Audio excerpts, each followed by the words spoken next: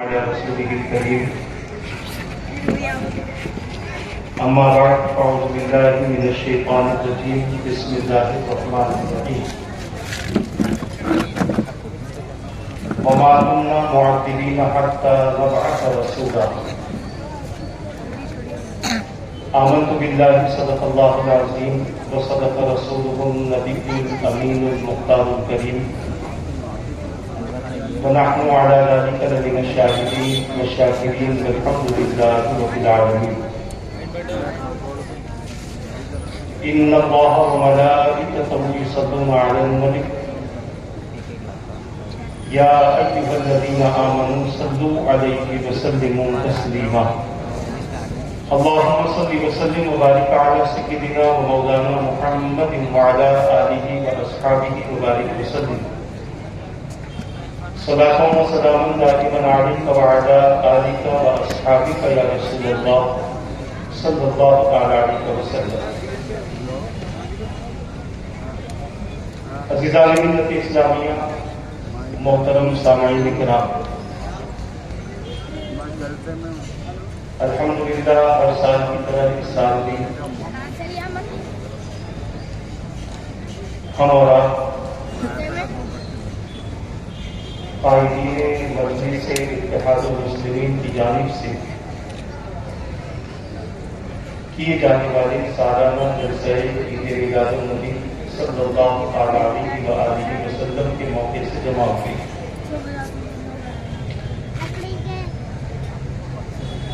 حضور اکرم صلی اللہ علیہ وآلہ وسلم کی میلاد مبارک کے تعلق سے ہمیں اور آپ کو یہ سمجھنا ضروری ہے کہ اللہ کے رسول صلی اللہ علیہ وآلہ وسلم کی تشریف آوری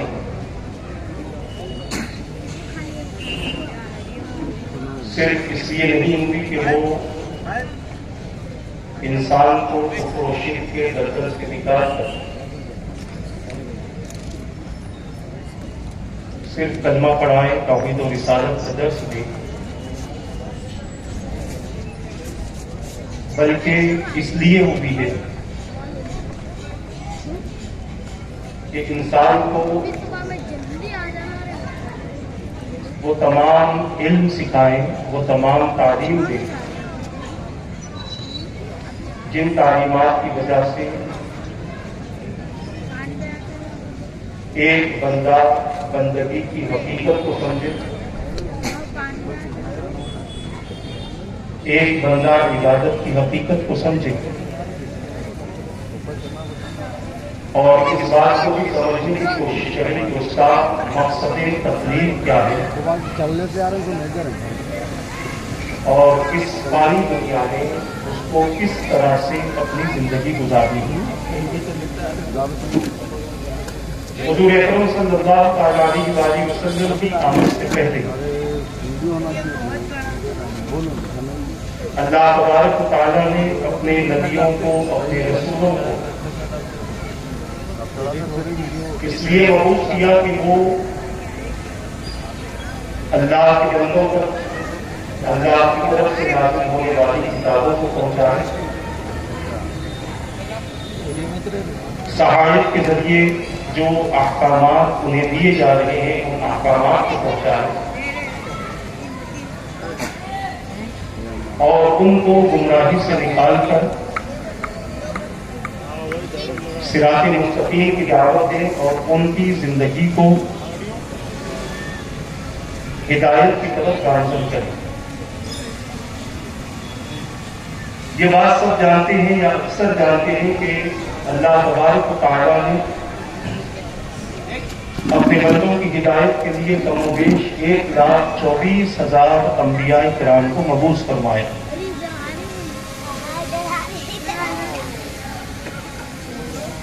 اور اس لیے مبعوث فرمایا کہ قوم کے اندر گمراہی پھیلی ہوئی تھی،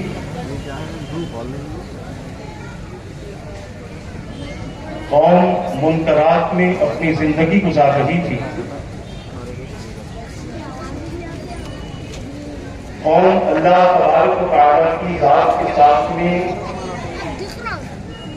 کبھی کسی پتھر کو شریک کر لیتی تو کبھی ستاروں کو، کبھی چاند کو، کبھی سورج کو، کبھی آگ کو تو کبھی درخت کو، کبھی پہاڑوں کو اللہ کا شریک بنا دیا۔ ان چیزوں سے قوم کو دور رکھنے کے لیے انبیاء کرام کو مبعوث کیا گیا۔ انہوں نے اللہ تبارک و تعالیٰ کے دین کو اللہ کے بندوں تک پہنچایا۔ جو احکام ان کی طرف آتے تھے وہ احکام اللہ کے بندوں تک وہ پہنچا دیتے تاکہ اللہ تبارک و تعالیٰ کی طرف سے ملنے والی یا اللہ تبارک و تعالیٰ کی طرف سے پہنچنے والی ہر بات بندوں کی سماعتوں تک پہنچ جائے، اور کل کے دن، قیامت کے دن کوئی یہ نہ کر سکے کہ ہم تک انبیاء تشریف نہیں لائے، اس وجہ سے ہم گناہوں میں، خطاؤں میں، بدکرداریوں میں، خواہشاتوں منکرات میں ملوث تھے۔ عزیزان ملت اسلامیہ، حضرت نوح علیہ السلام سے دعوت و تبلیغ کا سلسلہ شروع ہوا، اور حضور اکرم صلی اللہ تعالی علیہ وآلہ وسلم کی ذات مبارک تک اس سلسلے کو جاری رکھا گیا، اور پھر اس کے بعد نبوت کے سلسلے کو مکمل کر کے اللہ تبارک و تعالیٰ نے یہ ذمہ داری اپنے حبیب پاک صلی اللہ علیہ وآلہ وسلم کی امت کو عطا کی، تاکہ قیامت تک اللہ کے دین کا پیغام اللہ کے بندوں تک پہنچتا رہے، اور قیامت تک کوئی ایسا شخص نہ ہو جو یہ کہہ سکے کہ اے رب تیرے دین کا پیغام مجھ تک نہیں پہنچا۔ اللہ تبارک و تعالیٰ کا ہر دور میں یہ قانون رہا کہ پہلے قوم میں نبیوں کو بھیجا گیا، رسولوں کو بھیجا گیا، بعض رسولوں پر کتابیں بھی نازل کی گئی، بعض رسولوں پر صحیفے بھی نازل کیے گئے، اور ان کتابوں میں اللہ تبارک و تعالیٰ نے اپنے بندوں کے لیے ہدایات رکھی تھی۔ یہ ہدایات ان کے نیکیوں کے حوالے سے بھی تھی، یہ ہدایات ان کو گناہوں سے بچانے کے حوالے سے بھی تھی۔ ان کتابوں میں جہاں عبادات کے طریقے اور سلیقے سکھائے گئے، وہیں ان کتابوں کے ذریعے بندوں کو کس طریقے سے بندگی کا حق ادا کرنا ہے، کس طریقے سے ان کو معاملات انجام دینے ہیں، اور کس طریقے سے ان کو عمل کرنا ہے، یہ ساری چیزیں ان کتابوں میں موجود ہیں۔ جب تک قوم اپنے نبیوں کی تعلیم پر ثابت قدم رہی، اللہ تبارک و تعالیٰ نے اس قوم پر اپنی رحمتوں کے سلسلے کو جاری رکھا، اپنے فضل کے سلسلے کو جاری رکھا، اپنی نعمتوں کے سلسلے کو جاری رکھا، اپنی مدد کو جاری رکھا،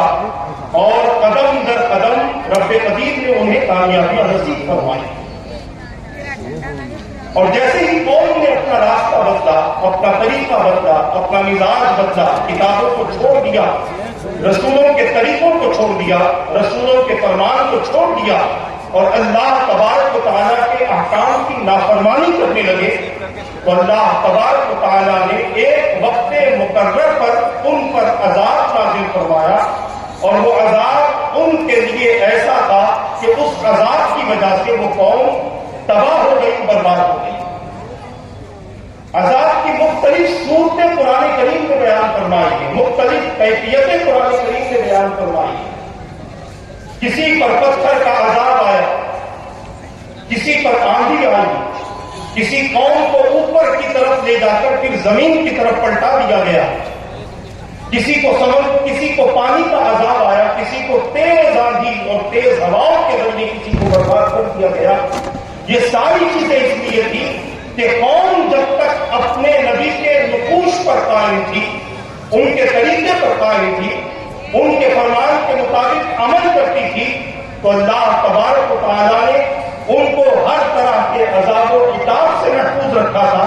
اور جیسے ہی قوم نے اپنے تیور بدلے، اپنے مزاج بدلے اور نافرمانی کی حدوں کو انہوں نے پار کر دیا، اللہ تبارک و تعالیٰ نے ان پر عذاب نازل کر دیا۔ حضرت سیدنا نوح علیہ السلام کی قوم پر جو عذاب آیا ہے یہ قرآن کریم میں موجود ہے۔ حضرت سیدنا ہود علیہ السلام کی قوم پر جو عذاب آیا ہے یہ قرآن کریم میں موجود ہے، اس کا ذکر قرآن کریم میں موجود ہے۔ حضرت سیدنا شعیب علیہ السلام کی قوم پر جو عذاب آیا ہے اس کا ذکر قرآن کریم کے پاروں میں موجود ہے۔ حضرت سیدنا موسیٰ علیہ السلام کی قوم پر جو عذاب آیا اس کا ذکر بھی قرآن میں موجود ہے۔ حضرت سیدنا ابراہیم علیہ السلام کی قوم پر جو عذاب آیا اس کا ذکر بھی قرآن میں موجود ہے۔ اسی طرح حضرت سیدنا عیسیٰ علیہ السلام کی قوم پر جو عذاب آیا اس کا ذکر بھی قرآن کریم میں موجود ہے۔ قرآن کریم نے ان عذابات کا ذکر اس لیے کیا تاکہ قرآن کے پڑھنے والے جب ان عذابات کے آنے کی وجوہات کو پڑھے تو اپنی زندگی کو ان گناہوں سے محفوظ رکھے، اپنی زندگی کو ان خطاؤں سے محفوظ رکھے۔ عزیزان ملت اسلامیہ، قوم نوح پر عذاب آنے کی وجہ کیا تھی؟ اس قوم نے اپنے نبی کی بات کو نہیں مانا تھا۔ قرآن کریم میں اللہ تبارک و تعالیٰ نے حضرت نوح علیہ السلام کے قوم کی تفصیل بیان فرمائی۔ سورہ نوح 29 کے پارے میں موجود ہے۔ حضرت سیدنا نوح علیہ السلام اپنی قوم کی حالت اور کیفیت کو بیان کرتے ہوئے اللہ تبارک و تعالیٰ کی بارگاہ میں عرض کرتے ہیں کہ اے میرے مولا، میں ان کے قریب جاتا رہا، انہوں نے اپنے کانوں میں انگلیاں رکھ لی تھی، پھر بھی میں ان کے قریب جا کر چلاتا تھا، پکارتا تھا تاکہ میری آواز ان کے کانوں تک پہنچ جائے۔ یہ میری بات کو سنتے نہیں تھے، یہ تکبر کرتے تھے۔ میں نے مختلف صورتیں ان کے لیے اختیار کی، یہاں تک کہ میں نے ان سے کہا کہ اے میری قوم، تم لوگ اللہ کی بارگاہ میں استغفار کر لو، اللہ تمہارے گناہوں کو معاف کر دے گا، تمہارے گناہوں کی بخشش کر دے گا، تم پر آسمان سے رحمت کی بارش نازل فرمائے گا، تمہیں اولاد سے نوازے گا، تمہارے مال میں اضافہ فرمائے گا۔ بہت کچھ حضرت نوح علیہ السلام نے کہا تھا، مگر ان کی قوم نے حضرت سیدنا نوح علیہ السلام کی باتوں کا انکار کیا۔ حضرت سیدنا ابراہیم علیہ السلام کا زمانہ ہے، آگ کی پرستش ہو رہی ہے، ستاروں کی پرستش ہو رہی ہے، اپنے ہاتھوں سے بتوں کو بنا کر ان کی پرستش کی جا رہی ہے۔ حضرت سیدنا ابراہیم علیہ السلام نے اپنی قوم کو اس سے منع کیا تھا، مگر قوم کے چند افراد کو چھوڑ کر اکثر افراد ایسے تھے کہ جنہوں نے اپنے باپ دادا کے طریقے پر قائم رہنے کی کوشش کی، اور اس کوشش کا نتیجہ یہ ہوا کہ ان پر عذاب آیا، انہیں تباہ و برباد کیا گیا۔ اسی طرح آپ حضرت موسیٰ علیہ السلام کی قوم کا جائزہ لیں۔ موسیٰ علیہ السلام کی قوم پر اللہ تبارک و تعالیٰ کی اتنی مہربانیاں تھی کہ قرآن خود کہتا ہے کہ کبھی ان پر من و سلوا بھی آیا ہے، ان پر آسمان، ان پر بادلوں نے سایہ بھی کیا ہے، ان کو موت کے بعد اللہ نے زندہ بھی کیا ہے،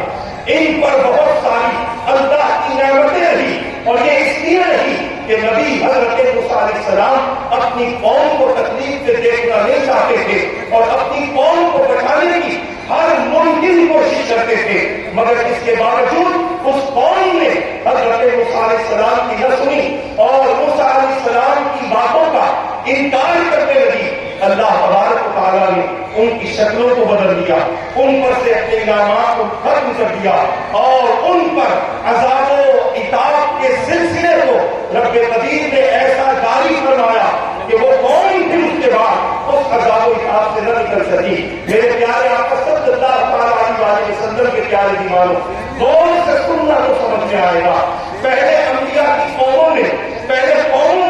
نبی بھیجے جاتے تھے، اور نبی کی نہ ماننے پر عذاب بھیجا جاتا تھا۔ وما كنا معذبين حتى نبعث رسولا۔ خود بیت کے بعد جس آیت کو میں نے تلاوت کرنے کا شرف حاصل کیا، اس آیت کا معنی اور حکم یہ ہے کہ ہم کسی قوم پر عذاب نہیں بھیجتے، مگر پہلے اپنا رسول بھیجتے ہیں، رسول آ جاتے ہیں اور رسول کی بات نہیں مانی جاتی، اور ایک وقت مقررہ کے بعد ان پر عذاب آنا شروع ہوتا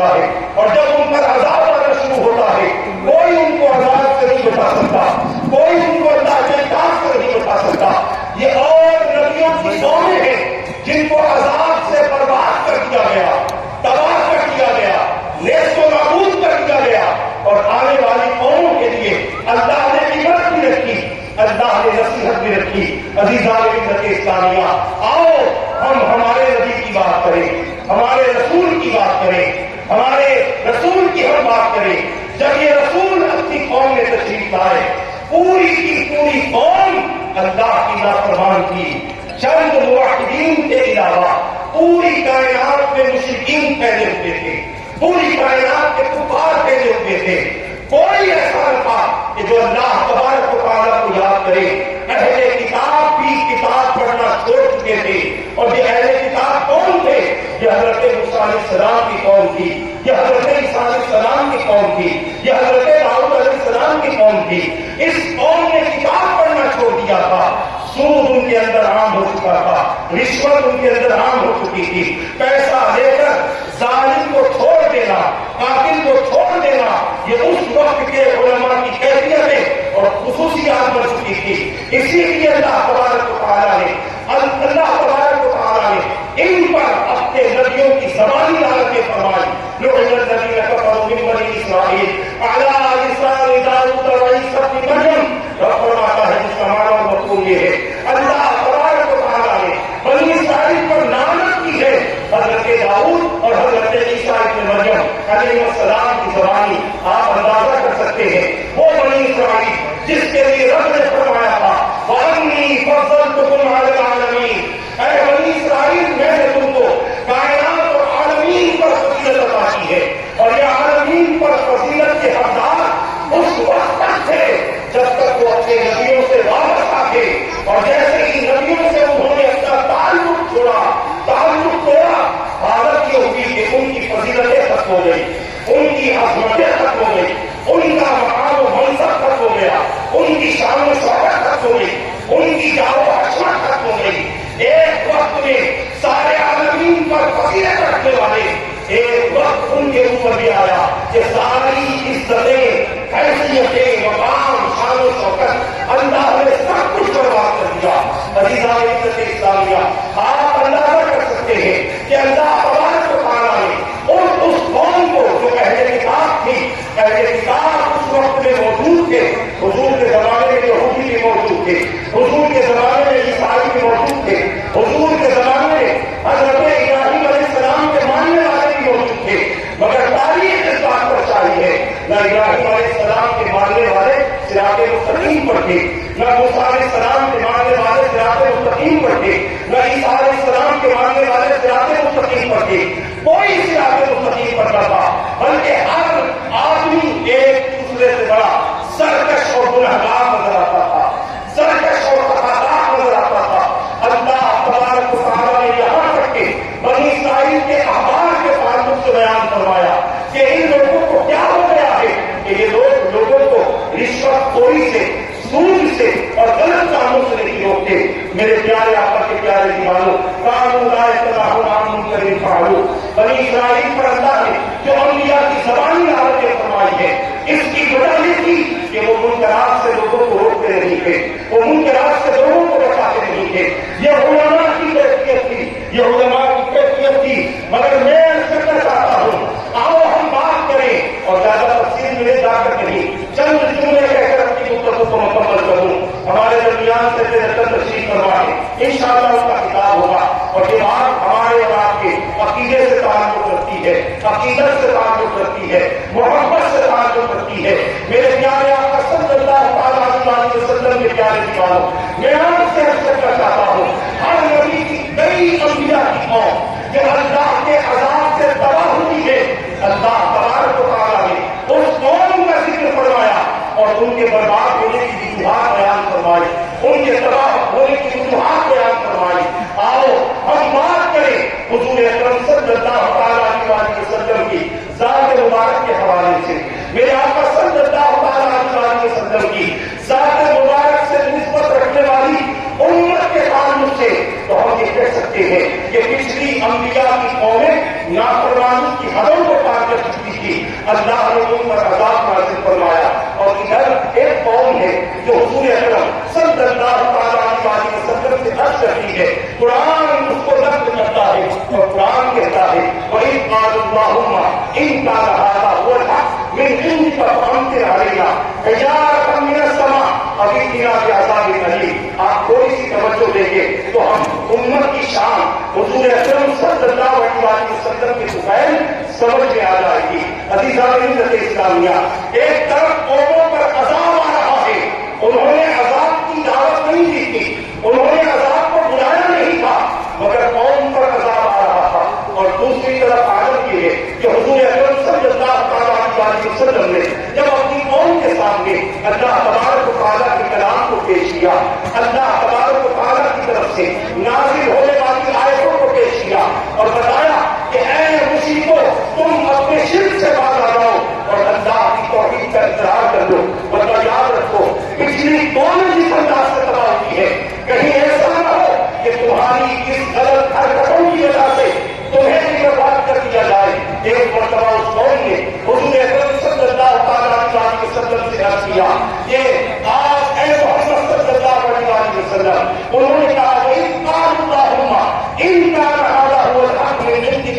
اللہ تبارک و تعالیٰ کی بارگاہ میں ان لوگوں نے عرض کیا کہ اگر یہ جو باتیں یہ کر رہے ہیں یہ تیری طرف سے حق ہے اور ہم نہیں مانتے تو ہمیں پتا ہے پچھلی قومیں بڑی برباد ہوئی ہے۔ انہوں نے کہا فَأَمْطِرْ عَلَيْنَا حِجَارَةً مِّنَ السَّمَاءِ، غور سے سنو، کہنے لگے کہ ہم پر آسمان سے پتھروں کی بارش نازل فرما،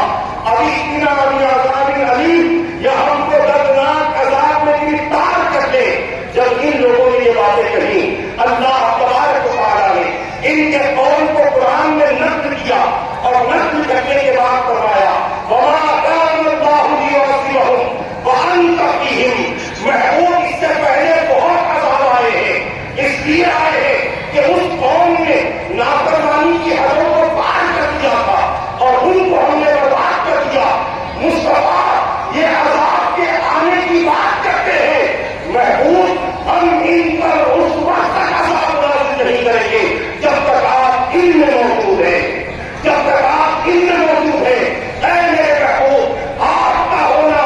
ان کو عذاب سے بچنے کا ان کے لیے ذریعہ ہو چکا ہے۔ محبوب آپ کے رہنے کی وجہ سے ہم ان پر عذاب نازل نہیں کریں گے۔ اور دوسری بات اسی کے بعد اللہ نے بیان فرمائی وَمَا كَانَ اللَّهُ مُعَذِّبَهُمْ وَهُمْ يَسْتَغْفِرُونَ، اور اللہ ان پر اس وقت عذاب نازل نہیں کرے گا جب تک کہ یہ استغفار کرتے رہیں گے۔ دونوں کی کیفیت میں بیان کر دی، مشرکین پر عذاب اجتماعی طور پر اس لیے نہیں آئے گا کہ مصطفیٰ ان میں ہے، اور مومنین پر عذاب اجتماعی طور پر اس لیے نہیں آئے گا کہ یہ استغفار کرتے ہیں،